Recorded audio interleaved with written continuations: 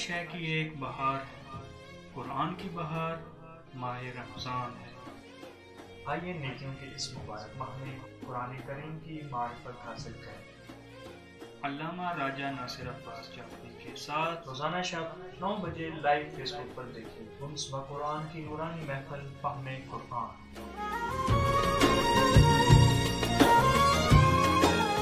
بسم اللہ الرحمن الرحیم، الحمد للہ رب العالمین، وعلیکم السلام، الرحمن الرحیم، مالک یوم الدین، ایاک نعبد و ایاک نستعین، اہدنا الصراط المستقیم صراط الذین انعمت علیہم غیر المغضوب علیہم ولا الضالین، صدق اللہ العلی العظیم۔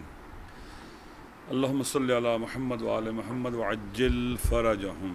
ایک گروپ پڑھ لیں محمد وآل محمد پر۔ اللہم صلی علی محمد وآل محمد۔ ہماری گفتگو مالک یوم الدین کے بارے میں تھی۔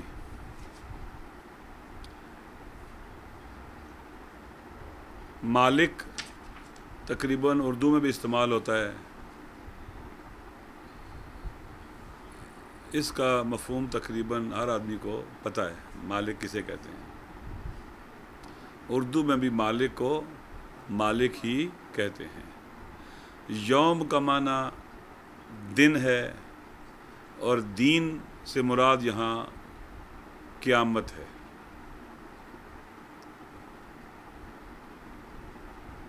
مالک یوم الدین یعنی قیامت کے دن کا، قیامت کے روز کا مالک۔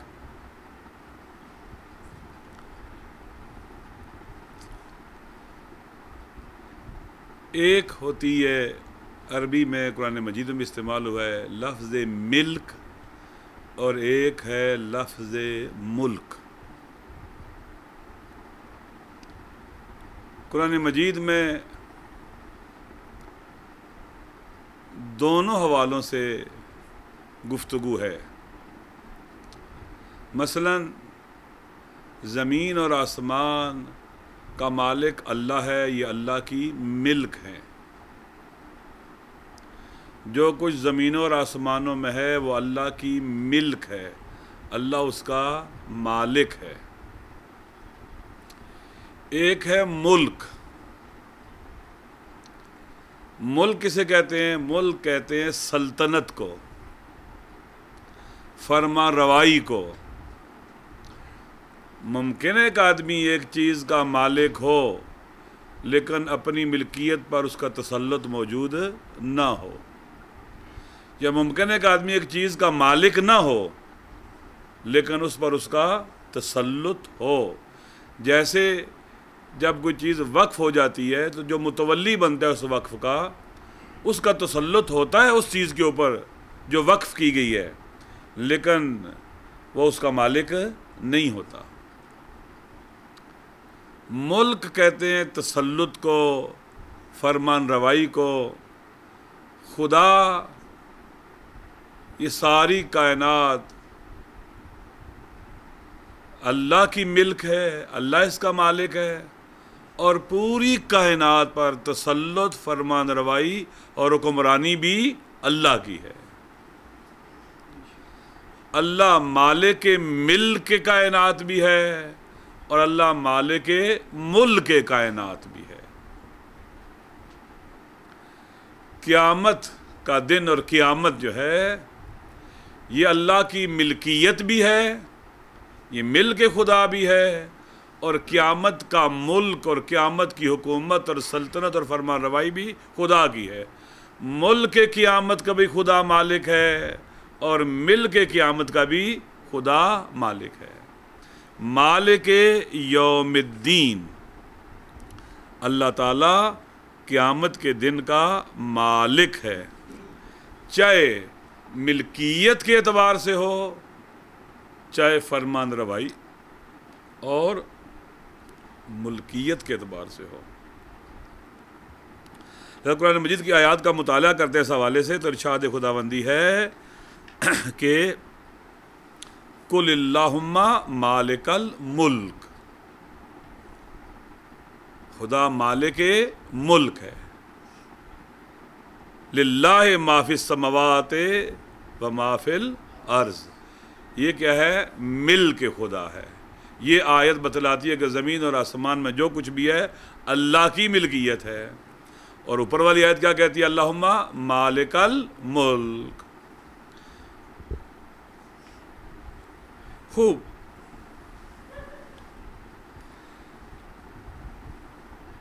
اب اللہ ملک کا مالک ہے اور اس میں بھی خدا کا کوئی شریک نہیں ہے،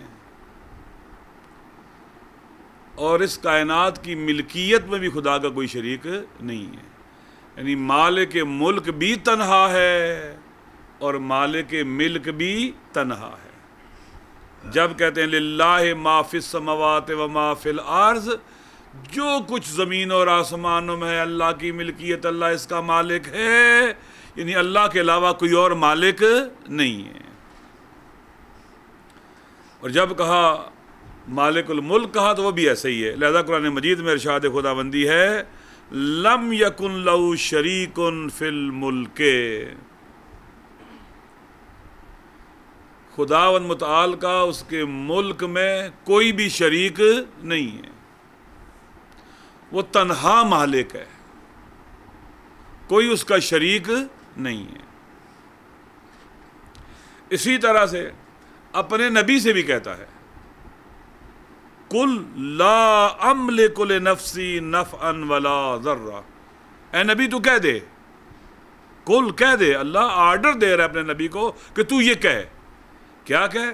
لا املک لنفسی نفعا ولا ضرا، میں نہ اپنے نفع کا مالک ہوں نہ اپنے نقصان کا مالک ہوں۔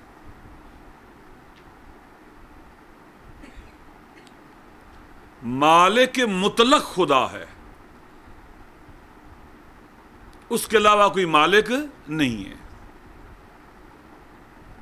جب اس کے علاوہ مالک کوئی نہیں ہے، قیامت کے دن کا مالک وہ ہے، فقط قیامت کا مالک نہیں ہے، جیسے عرض کیا دنیا کا بھی وہ مالک ہے، دنیا میں بھی ملک اور ملک کا مالک خدا ہے اور آخرت میں بھی ملک اور ملک کا مالک خدا ہے۔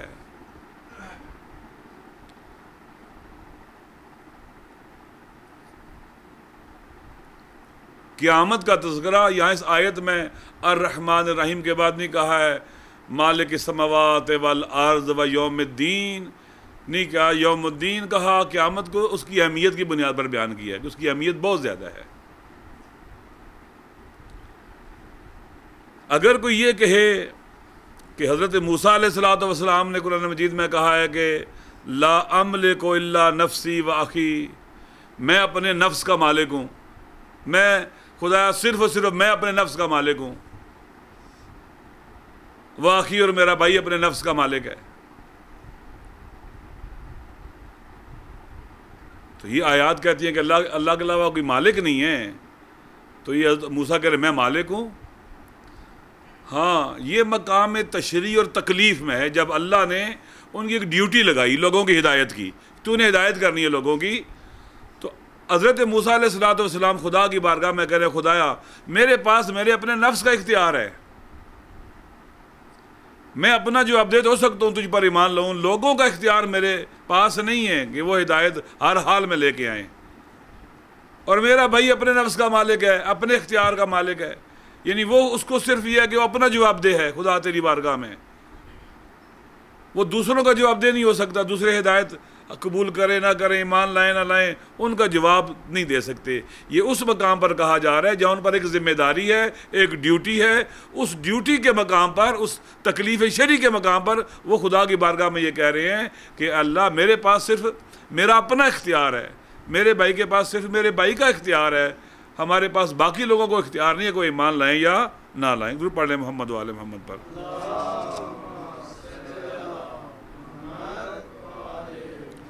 ایک بار پھر ضرور پڑھیں محمد وآل محمد پر۔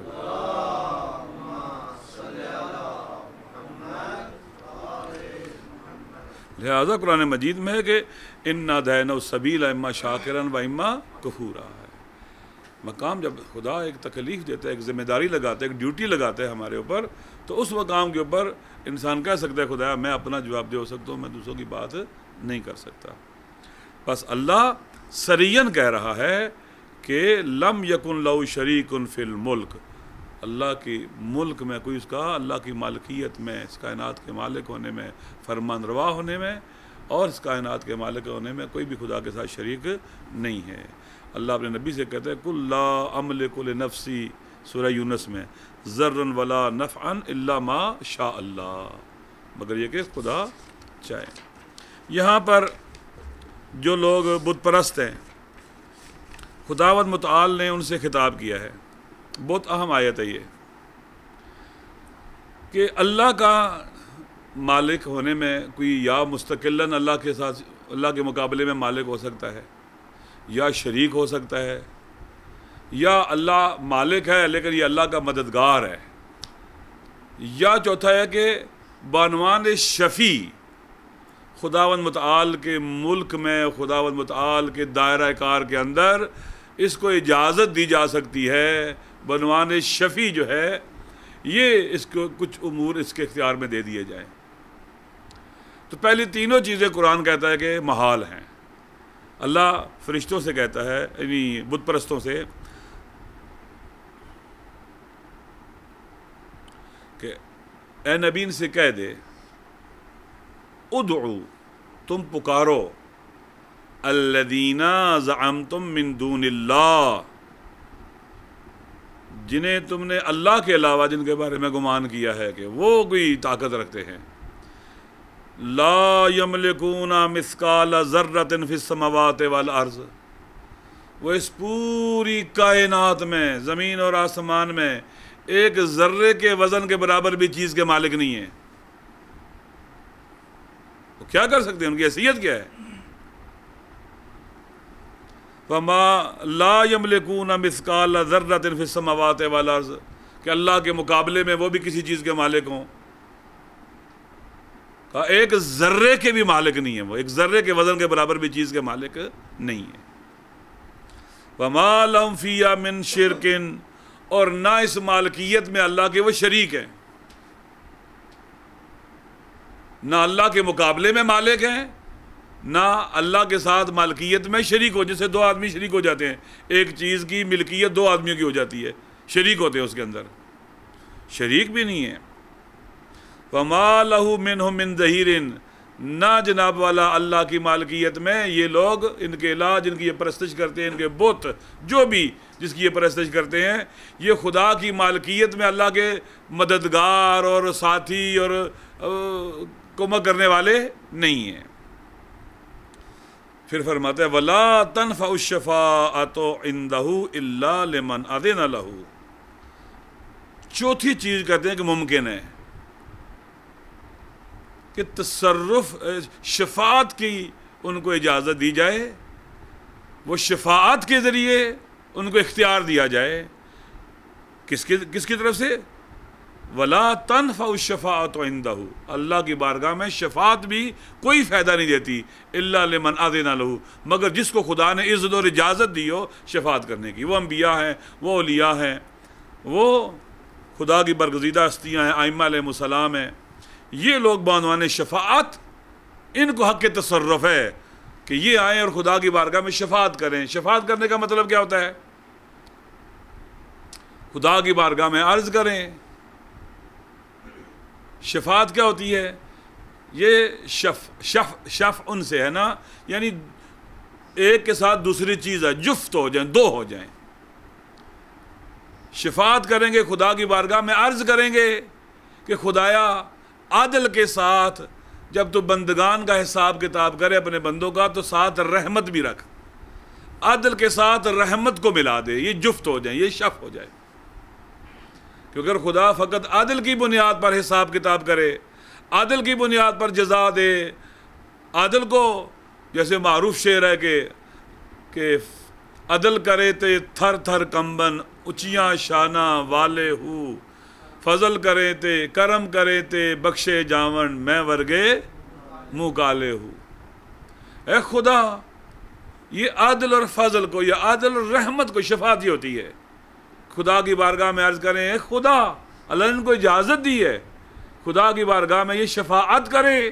شفاعت کریں یہ نیچے، یعنی اللہ کی خدمت میں عرض کریں، بارگاہ میں عرض کریں کہ عدل کے ساتھ رحمت اور اپنے فضل کو قرار دے، اور اس بنیاد پر ان مخلوقات کا حساب کتاب کر۔ ایک درود پڑھ لیں محمد والے محمد پر۔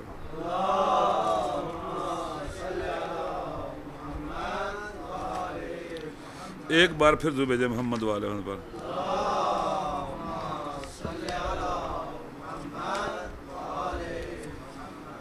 لہٰذا ہمیں چاہیے کہ جب ہم یہ کہتے ہیں کہ خداوند متعال جو ہے وہ مالک یوم الدین ہے، چونکہ قیامت کے دن کا مالک وہ ہے، روز اس نے ہمیں ہمارے اعمال کی جزا دینی ہے، ہمیں بہشت دینی ہے، مومنین کو جنت میں لے جانا ہے، ان تمام نعمتوں کے بدلے میں بھی چونکہ مالک یوم الدین ہے، وہی تنہا مالک ہے، اس کی حمد بجا لانی چاہیے۔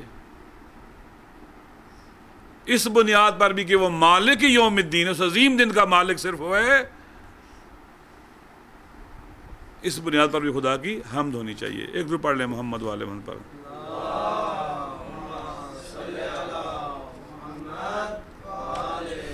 اب اگر کوئی خداوند متعال کو مالک سمجھتا ہے دنیا اور آخرت کا، اسے ایسا رب مانتا ہے جو مالک ہے دنیا کا بھی اور آخرت کا بھی، ہر شے اس کی ملکیت ہے،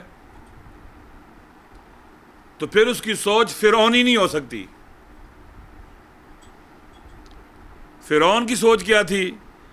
فرعون جو ہے لوگوں کو مخاطب کر کے کہتا ہے الیس لی ملک مصر وہذہ الانہار تجری من تحتی،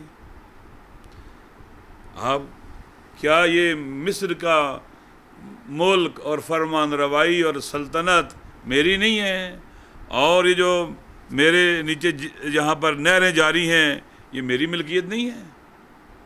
یعنی وہ کہہ رہے کہ میں مالک ہوں۔ جو آدمی مالک یوم الدین اور دنیا اور آخرت کا مالک اللہ کو سمجھتا ہے تو اس کے مقابلے میں اپنی مالکیت کا اور اپنی فرمان روائی کا اور اپنی سلطنت کا اعلان نہیں کر سکتا، نہیں کرتا۔ لہٰذا قیامت کے دن بھی نہ دنیا میں کوئی مالک ہے نہ آخرت میں۔ فَالْيَوْمَ لَا يَمْلِكُ بَعْضُكُمْ لِبَعْضٍ نَفْعًا وَلَا ضَرًّا، قیامت کے دن بھی کہا جائے گا، خداوند متعال کہے گا کہ آج کے دن تم میں سے کوئی بھی ایک دوسرے کو نہ نفع پہنچا سکتا ہے نہ نقصان پہنچا سکتا ہے، نہ کسی کے نفع کا مالک ہے نہ کسی کے نقصان کا مالک ہے۔ جیسے دنیا میں اللہ نے اپنے نبی سے کہہ دیا کہ نبی کہہ دے قُل لَا أَمْلِكُ لِنَفْسِي نَفْعًا وَلَا ضَرًّا۔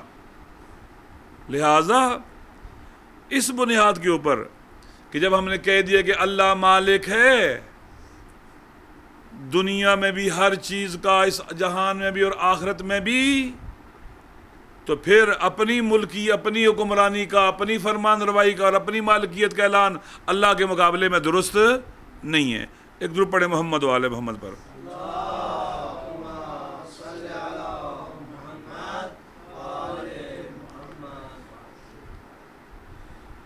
یہاں ایک نقطہ بہت عام ہے جو بیان کرنا ضروری ہے، وہ یہ ہے کہ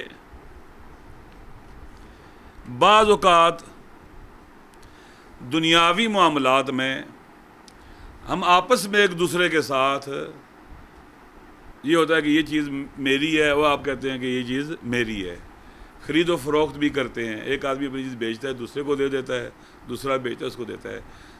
یہ آپس میں جو ہماری ایک ملکیت اور مالکیت ہے اس کا تصور موجود ہے، لیکن ایک دوسرے کے مقابلے میں ممکن ہے میں اس کتاب کا مالک ہوں، آپ اس کتاب کے مالک نہیں ہیں، لیکن جب خدا کے مقابلے میں آتا ہے، خدا کے حوالے سے دیکھتے ہیں تو پھر میں اس کا مالک نہیں ہوں، خدا مالک ہے۔ اس حوالے سے قرآن مجید کے اندر بھی بہت خوبصورت آیات ہیں صاحب۔ ایک درود پڑھ لیں محمد والے محمد پر۔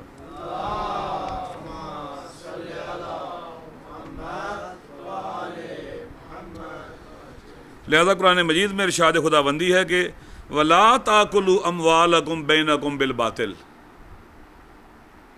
ٹھیک ہے، لا تَأْكُلُوا أَمْوَالَكُمْ، اپنے اموال کو نہ کھو، بَيْنَكُمْ بِالْبَاطِلِ، باطل طریقوں سے۔ درست ہے، آپ کاروبار کرو اور کاروبار کر کے حلال طریقے سے مال کماؤ اور اس کو کھاؤ، اموالکم تمہارا مال کا ہے، لا تاکلوا اموالکم اپنے مال کو، اس میں خدا نے نسبت دی ہے مال کو لوگوں کی طرف، تو مالک ہو اس مال کے، ٹھیک ہے خوب۔ لیکن خداوند متعال ارشاد خداوندی ہے کہ انفقوا مما جعلکم مستخلفین فیہ، کہتے ہیں جب خدا حکم دے رہا تو کہہ رہے انفقوا مما جعلکم مستخلفین فیہ، اس مال کو خرچ کرو جس مال میں اللہ نے تمہیں اپنا خلیفہ بنایا ہے، یعنی مال اللہ کا ہے، تمہیں اللہ نے اس میں اپنا نائب بنایا ہے۔ آپس میں ایک دوسرے کو کہہ سکتے یہ مالک ہے، یہ مالک، خدا کی نسبت آپ مالک نہیں ہے۔ انفقوا یا آتوہم من مال اللہ الذی اتاکم، ان کو دو جو مستمند ہیں، ضرورت مند ہیں، آتوہم انہیں دو، من مال اللہ اللہ کے مال میں سے، الذی اتاکم جو اللہ نے تمہیں دیا ہے۔ خوب دیکھیں کہ اللہ کہہ رہے جو مال میں نے تمہیں دیا اس میں سے دو، اللہ کے مال میں سے دو، من مال اللہ اللہ کے مال میں سے دو۔ لہذا قرآن مجید کے اندر اگر بعض آیات میں لوگوں کو بعض اوقات مال کا مالک قرار دیا گیا ہے تو ان کے درمیان جو اجتماعی روابط ہیں، اجتماعی زندگی ہیں، اس کو ایک نظم دینے کے لیے، منظم کرنے کے لیے، ایک ضابطے میں لانے کے لیے، ہرج مرج نہ ہو، ہر کوئی اپنے دائرے میں رہے، مال اور مالکیت کا تصور موجود ہے۔ لیکن خدا کی نسبت جب آتا ہے تو پھر یہ مالک نہیں رہتے، خدا مالک ہے۔ درود پڑھیں محمد وآل محمد پر۔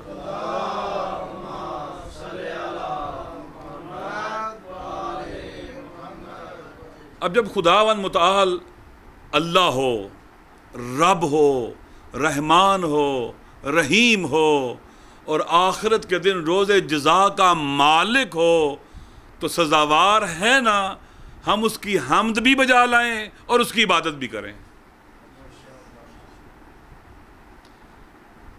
تعریف صرف اس کی ہے، رب صرف وہ، رحمان اور رحیم وہ، مالک یوم الدین بھی وہ، اس کی تعریف بھی بجا لائیں اور کیا کہ اس کی بارگاہ میں آ کر ایاک نعبد، اے خدا ہم صرف اور صرف تیری عبادت بجا لاتے ہیں، ہم تیرے بندے ہیں۔ ایاک نعبد و ایاک نستعین، اے مالک ملک و ملکوت، اے مالک دو جہاں، اے رب العالمین، اے ہماری ضرورتوں سے آگاہ اور واقف رب، ہم تجھی سے مدد چاہتے ہیں، تو ہی مدد کرنے والا ہے۔ السلام علیکم ورحمۃ اللہ وبرکاتہ۔ اللہم صلی علی محمد وآل محمد۔ ہر شے کی ایک بہار ہے، قرآن کی بہار ماہ رمضان ہے۔ آئیے نیکیوں کے اس مبارک ماہ میں قرآن کریم کی معرفت حاصل کریں۔ علامہ راجہ ناصر عباس جعفری کے ساتھ روزانہ شب 9 بجے لائیو فیس بک پر دیکھیں گنس و قرآن کی نورانی محفل فہم قرآن۔